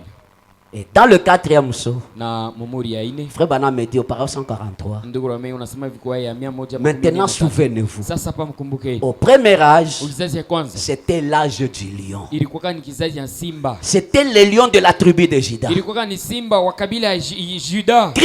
Kristo c'est l'influence de sa propre vie ni uvuto ya maisha yake pekee qui a dominé cet âge-là. ile natawala pa ile kizazi ile. Amen. Amen. Ils étaient influencés par la vie du lion de la tribu de Juda. Barikuwa benye kuvutwa kupitia maisha ya simba wa kabila ya Yuda. Dieu savait comment il devait être persécuté. Na Mungu alijua sema namna kani batawezi kuteseka. Et un lion, na simba moja, comme il est le roi de la forêt, sasa hivi yako mwenye mfalme mpoli, il ne recule jamais devant n'importe quelle bête. ashirudi yake nyuma kumbele nyama wote. Ils étaient influencés par la grandeur de cette bête-là. Barikuwa benye kuvutwa kupitia bunene ya ule nyama ule. Jésus-Christ, Yesu Kristo, le lion de la tribu de Juda, ni kusema simba wa kabila ya Yuda, c'est le premier être vivant, ce lion-là. ndio mwenyewe kiumbe cha kwanza ule simba ule. C'est-à-dire Ni kusema la puissance uwezo tu qui a riposté par une voix humaine. ile ilirudishwa vile vile kwa mtu wa kuumba. Ah, donc il ranza kukatala ile mafundisho yote ya bongo kupitia bantu. Amen. Amen. La puissance du lion, Uwezo ya simba, la puissance de la parole, uwezo ya neno, c'est ce qui avait influencé ces chrétiens du premier âge ndio yenye ilivuta sasa ba Kristo wa kizazi cha kwanza pour résister à ces faux prophètes. ndio kukatala kwa kujama kukataria haba bantu ba mitume ba kwanza. Et la Bible dit, na Biblia unasema quand le lion rugit, wakati simba naria il anaongoloma, n'aurait pas peur. nani mwenyewe ule atakatala kwa na boka? Amen. Amen. Les lions ne reculent jamais. Simba shurudi yake nyuma. Ils ont dit nous allons aller droit jusqu'à la mort. Banasema shi tutendo paka vile vile tina kulufu. Nous allons souffrir pour ce nom. Tutateswa kweli juu ya injili. Nous n'allons pas reculer Hatutarudia kamwe. parce qu'ils étaient influencés par la puissance du lion. Kwa sababu walikuwa benye kufuta kwa uwezo ya simba. Question-réponse sur les sauts. Swali na jibu kwa ile nangara mamur 48. yenye kuhubiri mwaka makumi munane na makumi ine na munane. Le paragraphe 48. Aya makumi ine na munane. Du temps de Paul, Mwakati ya Paulo, l'ange de l'église d'Éphèse, malaika wa kizazi ya Efesu, Paul, qui a fondé cette église d'Éphèse, ule mwenye artunga ranza hii kanisa ya Efesu, est devenu le messager de cette église-là. akakuya sasa muleta mchumba wa ile mchumbele. Et l'esprit qu'il y avait sur terre à l'époque, na ile roho ilikuwa pa dunia mwile wakati, c'était l'époque du lion, c'était l'esprit du lion. ilikuya sasa ni roho ya simba. Et le lion, Na simba c'est le lion de la tribu de Juda, ni simba wa kabila ya Yuda, lequel est Christ. ya mwenye ule mwenye kwa Kristo, Et Christ est la parole. na Kristo shini neno. Paul, avec la parole de cet âge-là. Alikuwa na neno ya ile wakati ile. C'est pourquoi ces gens-là, Ndio kwa maana bale bantu bale avec l'esprit du lion, na ile yenye balikuwa na roho ya simba, pouvaient dire na barabasi kusema les faux apôtres. ba mitume babongo, Malgré les persécutions, ingao mateso, malgré tout ce qu'on pouvait dire d'eux, ingao biote bile barabasi kusema juu yabo, ils avançaient. balikuwa bena dumo bena Parce songa mbele, qu'ils étaient enveloppés dans l'esprit du lion kwa sababu balikuwa benye kufunyika kwa roho yenye ya simba, pour garder la parole. ndio kuchunga neno. Amen. Amen. Le lion de la tribu de Juda. Simba wa kabila ya Yuda. C'est pourquoi ces gens ici, Ndio kwa maana babantu hapa ils étaient persévérants. balikuwa baine wandumu beone na mbele, Ils ne reculaient pas. hapa kwa bena rudia nyuma. C'était la puissance du lion. Ilikuwa ni uwezo ya simba, Et la vertu, c'était la foi. na nguvu ilikuwa sasa ni imani. C'est pourquoi quand vous prenez les dessins de la stature d'un homme parfait, Ndio kwa maana wakati mnabeba sasa picha ya muntu kamili, vous allez voir que la première vertu de l'âge d'Éphèse, c'est la foi. utaona sema nguvu ya kizazi ya kwanza ya Efeso ilikuwa ni imani. Et la foi dans la parole. Ni kusema imani muneno. Et la foi, Frère Branham me dit, c'est le fondement du christianisme. Na ndugu mimi nasema imani inakuya sasa ni mishingi yenye Bukristo. La foi, c'est la fondation. Ni kusema imani njoo yenye msingi. Et l'âge d'Éphèse, c'est la fondation de tous les âges. Na kizazi ya Efeso inakuya sasa msingi juu ya bizazi vyote. Et Paul dit, Na Paulo anasema j'ai posé le fondement lakini nikaweka mimi msingi. comme un sage architecte. Vile vile sa mjengaji mkubwa na wakujibijua. La parole s'emboîte.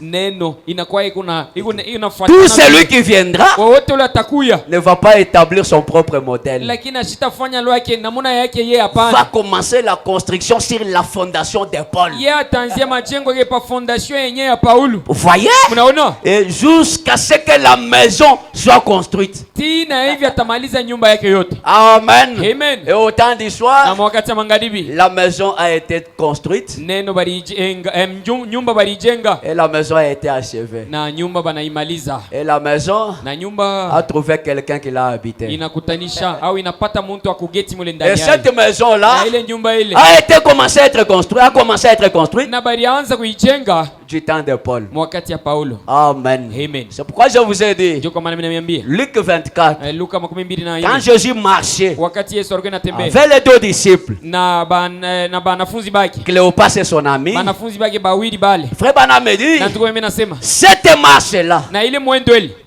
c'était Dieu marchant au milieu de sept chandeliers. ilikuwa ni Mungu yeye anatembea katikati ya vinara 7. Amen. Amen. Et quand ils sont arrivés au temps du soir, Na wakati banafika wakati ya magharibi la maison était terminée. nyumba ilimalizika. Il a fait semblant de passer. Loaki anafanya anasula ako sasa unapita. On lui a dit non. Banamwambia sasa hapana. Ça c'est le dernier âge. Hii ni kizazi ya mwisho hii. C'est fini. Kuna malizika. La roue dans la roue Ni kusema mopeto mumopeto devait terminer sa course. na ipashi kuisha mu balabala yayo. Et quand la maison fut terminée, Na wakati nyumba kimalizika l'habitant est entré. wakugeti ndani anaingia. Amen. Amen. Et William Branham Na William Branham représente tous les 7 âges. anakuwa inaonesha vizazi vyote 7. Amen. Amen. En commençant la fondation Kuanzia tu kumisingi jusqu'à l'amour. tina kule mapendo kule. Amen. Amen. Donc le corps de William Branham, Ni kusema mwili ya William Branham c'est le dessin que vous voyez. ndio yenye picha au dessin ile munaona. La stature de l'homme Ni parfait. kusema bo muntu tu kamili. Amen. Amen. Quand la plénitude vient, Wakati utele inakuya elle vient avec toutes les vertus. iko nakuya na manguvu yote. Amen. Amen. C'est pourquoi on pouvait regarder, Ndio kwa maana barapasha kuangalia on voit l'homme, banaona muntu on voit Dieu. banaona Mungu. Amen. Amen. Voyez mes frères. Mnaona bandugu yangu. Et frère Branham me dit, Na ndugu mimi nasema lorsque vous construisez une maison wakati mnajenga nyumba et que vous coulez les fondations, na bia kweli mnaweka sasa mshingi. vous dites, Mnasema oh mon gars, oh mupe ndugu j'ai yangu la maison. rafiki yangu mimi nakuwa na nyumba. Voyez-vous, Mnaona? vous avez les fondations sur lesquelles vous pouvez construire votre maison. Pale sasa ushakuwa na fondation fashi ile unapaswa kuanzia majengo yako. Je suis dans la statue de l'homme parfait. Niko mu mahubiri bumuntu kamili. 133, je vais terminer. 133 mitaisha. Voyez, Mnaona? frère Branham me dit, Na ndugu mimi nasema vous avez les fondations sur lesquelles vous pouvez construire votre maison. pale sasa mnakuwa na fondation fashi ile mnapaswa kujengea nyumba. Maintenant, Lakini hapa sasa vous devez construire une maison. mnapaswa kujenga nyumba. 134. 134. Oh, Oh. c'est là que se présente la chose dont nous allons parler ce matin. Jopa yenyewe pale. Peko naonesha kitu kile tunapenda kusemezea hapa. Très bien. Kweli. Une maison. Nyumba. Cette fondation vient en premier. Na kwanza fondation ndio inakuya mara kwanza. Quel est le fondement du christianisme? Mishinga yenyewe bu Kristo ni nini? La foi dans la parole de Dieu. Imani ndani ya neno ya Mungu. Voilà votre fondement. Moneni sasa mshingi yenu. Alors vous commencez à croître. Pale sasa mwanza mweye kwenda mbele kudumu. Vous vous mettez en route. Munaliweka mbalabala. Vous commencez à ajouter à ces fondements. Na munaanza sasa kuongeza kujenga pa ile yenyewe mishingi ile. Amen. Amen. L'âge du lion, Ni kusema kizazi ya simba.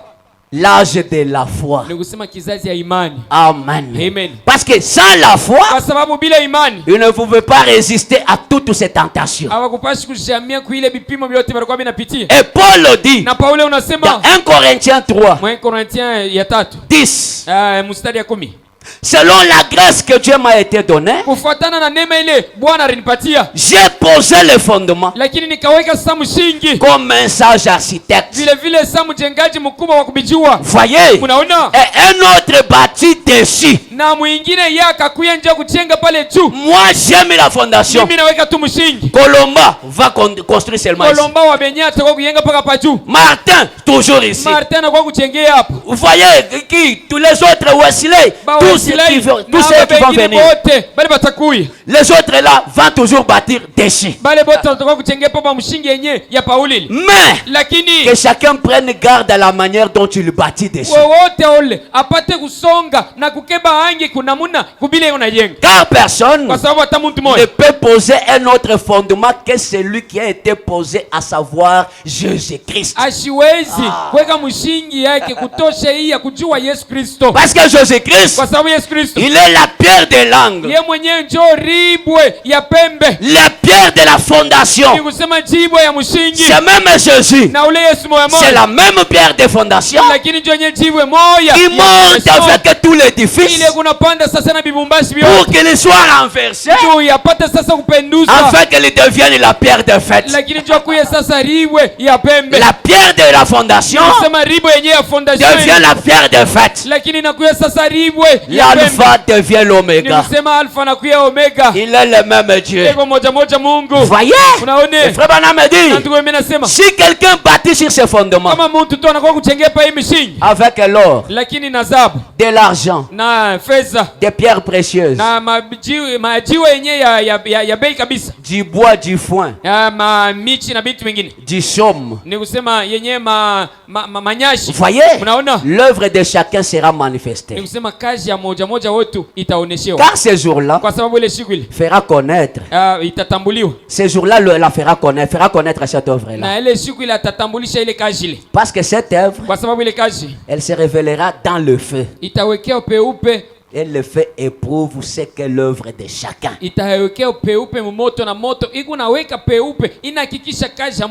Si l'œuvre bâtie par quelqu'un sur le fondement subsiste,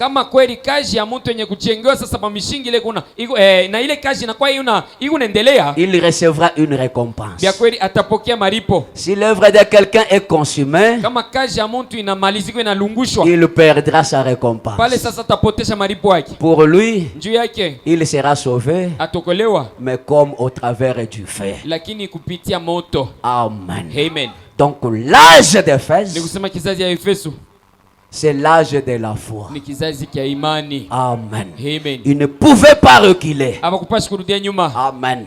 Et ce qu'il faisait qu'il ne recule pas, c'était la puissance du lion. Le lion de la tribu de Juda. Amen. Et ce matin, le même lion est là. Que ce lion-là réussisse dans ta vie. Tous les démons vont fuir. Parce que le lion a crié. Frère Branham me dit, quand le lion rugit, même les mouches se respectent. Amen. Même le grand éléphant, il se cache. Parce que le roi de la forêt a crié.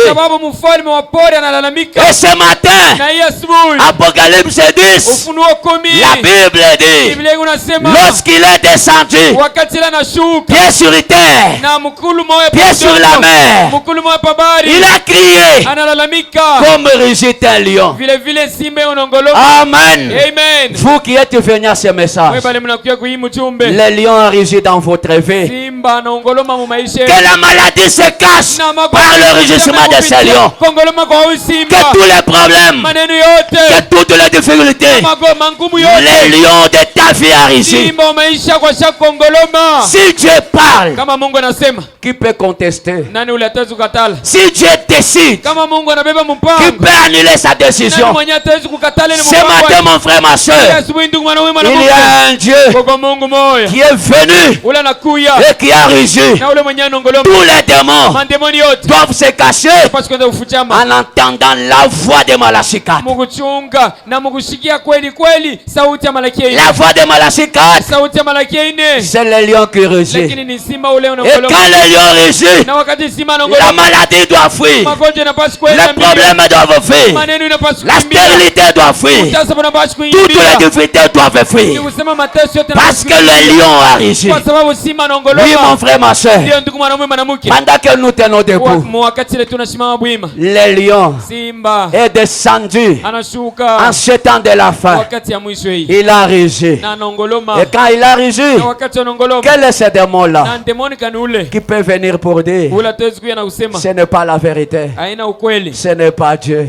Ula na Mungu. Que ce démon-là Ule ndemoni ule. lève seulement son petit doigt. Alamushe tuka kilola S'il kidogo. peut tenir Kama tuwezi kusimama devant kweli. cette grande puissance, Kumbele ya hii uwezo munene hii. le Dieu de Malachika, Mungu wa Malaki ine. le Dieu de Branham, Mungu wa Branham huyu. le Dieu qui ne recule jamais, Mungu la shuhudia yake nyuma. le lion de la tribu de Juda, Sema simba wa kabila le Dieu capable. Mungu wa uwezo. Oui, il est là. Ndiyo eko Quand on hapa. parle de lui, il est là. Sivyo nasema zenju yake Et eko hapa. quand il est là, Wakati eko c'est hapa. pour terrasser tous les démons. Njoo kumaliza. Quand il est là, Wakati eko c'est hapa. pour guérir toutes les maladies. Kutunza magonjwa Quand yote. Dieu est là, Wakati Mungu eko c'est hapa. pour amener la délivrance parmi son peuple. Njoo kuleta ufunguo. Oui, mon frère, ma soeur, Ndiyo ndugu mwanaume mwanamke. entre en contact avec ce Dieu-là. Ingia mu mapatano na ule Mungu ule. Vous allez voir qui il est. Mutaona nani eko. Oui, c'est la vérité. Ndiyo bandugu, ni ukweli.